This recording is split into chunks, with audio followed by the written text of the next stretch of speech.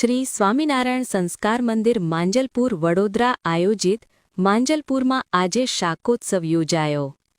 આજથી 200 વર્ષ પૂર્વે સ્વામિનારાયણ સંપ્રદાયના ભગવાન સ્વામિનારાયણે લોયા ગામ ખાતે રીંગણનું શાક અને બાજરીના રોટલા તેમના સ્વહસ્તે બનાવીને હરિભક્તોને પ્રેમપૂર્વક ભોજન કરાવ્યું હતું। 200 વર્ષ પૂર્વે શરૂ થયેલી આ પરંપરા આજે આધુનિક યુગમાં પણ સ્વામિનારાયણ સંપ્રદાયના ભગવાન સ્વામિનારાયણના ભાવ સાથે સતત આગળ વધી રહી છે। જુઓ સ્વામિનારાયણ સંપ્રદાયનો વિશેષ શાકોત્સવ ઉજવાયો હતો। સ્વામિનારાયણ સંપ્રદાયમાં અનેક ખાસ કરીને શિયાળાના સમય દરમિયાન શાકોત્સવનો ઉત્સવ મનાવવામાં આવે છે, જેમાં મુખ્યત્વે રીંગણનું શાક અને બાજરીના રોટલો ભગવાનના ભાવ સાથે સ્વામિનારાયણ સંપ્રદાયના સંતો દ્વારા બનાવવામાં આવે છે, જેને સૌ હરિભક્તોને ભાવપૂર્વક પીરસીને ભગવાન સ્વામિનારાયણે બતાવેલા શાકોત્સવની આ પરંપરાને આજે આધુનિક યુગમાં આગળ ધપાવી રહ્યા છે। આજે આધુનિક યુગમાં પણ એ જ ભાવ સાથે આગળ વધી રહી છે।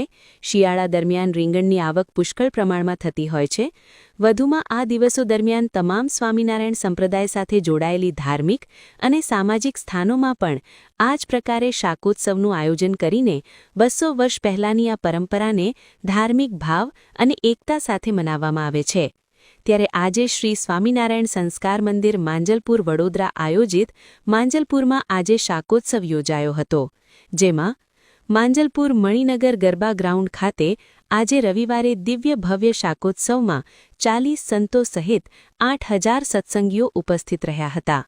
શાકોત્સવના પ્રેરક શાસ્ત્રી શુક વલ્લભદાસજી સ્વામીએ ઉલ્લેખ્યું હતું કે શ્રી હરિની સ્મૃતિને તાજી કરતા શાકોત્સવમાં 700 કિલો રીંગણ, 500 કિલો અન્ય શાકભાજી, 500 કિલો રોટલા, વઘારેલી કાજુ ખીચડી કઢી સહિત અન્ય વ્યંજનોનો પ્રસાદ ભક્તોને પીરસવામાં આવી હતી। વધુમાં પુપુષા શ્રી શુક વલ્લભદાસજી સ્વામીએ જણાવ્યું હતું કે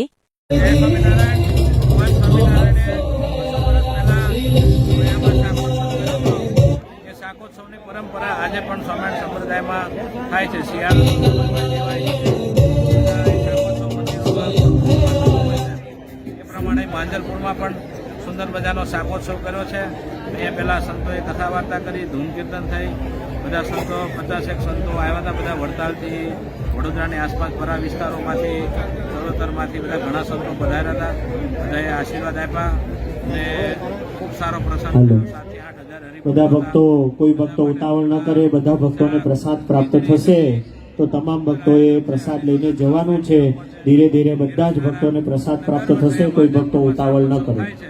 આનો હેતુ એટલો જ છે કે આ શાકોત્સવનો પ્રસાદ જે કોઈ લે અને એને ભગવાન સ્વામિનારાયણની સ્મૃતિ થાય, એ ઉત્સવની સ્મૃતિ થાય, એનું કલ્યાણ થાય, એ હેતુ છે। અને આ સર્વ માટે, બધા માટે, આ નાત જાત અને ધર્મના ભેદભાવ વગર બધા માટે આ ઉત્સવ હોય છે। ખાલી સ્વામિનારાયણ સંપ્રદાયના અન્યાયો માટે પૂરતો મર્યાદિત નથી, બધા માટે છે। જે કોઈ ધર્મપ્રેમી જનતા અહીં આવે એ બધાને સત્સંગનો લાભ મળે છે અને મહાપ્રસાદનો લાભ મળે છે।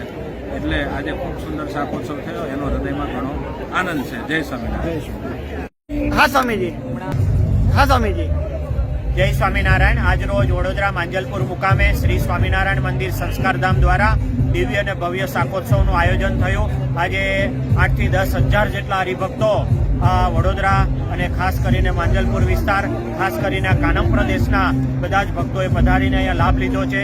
40 ઉપરાંત જેટલા સંતો વડતાલ, ધોલેરા, સારંગપુર અને વડોદરાના તમામ સ્વામિનારાયણ મંદિરના સંતોએ પધારી અને દર્શન આશીર્વચનનો લાભ આપ્યો છે।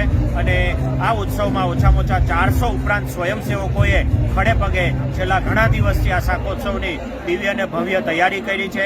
ઘણા બધા રાજદ્વારી મહેમાનો પધાર્યા, ઓછામાં ઓછા 50 કરતાં વધારે NRI ફેમિલી સાથે આજે ઘણા બધા ભક્તોએ આ શાકોત્સવનો લાભ લીધો છે। તો શ્રી સ્વામિનારાયણ મંદિર દ્વારા ધોલેરા મંદિરના 200 વર્ષ અને વાડી સ્વામિનારાયણ મંદિરના 150 વર્ષ નિમિત્તે આ સત્સંગ સભા, મહાસંમેલન અને સાથે સાથે દિવ્ય શાકોત્સવનું આ સુંદર મજાનું આયોજન થયું। એમાં આજે ઘણા બધા ભક્તોએ લાભ લઈ અને પોતાની ધન્યતા અનુભવી છે। જય સ્વામિનારાયણ।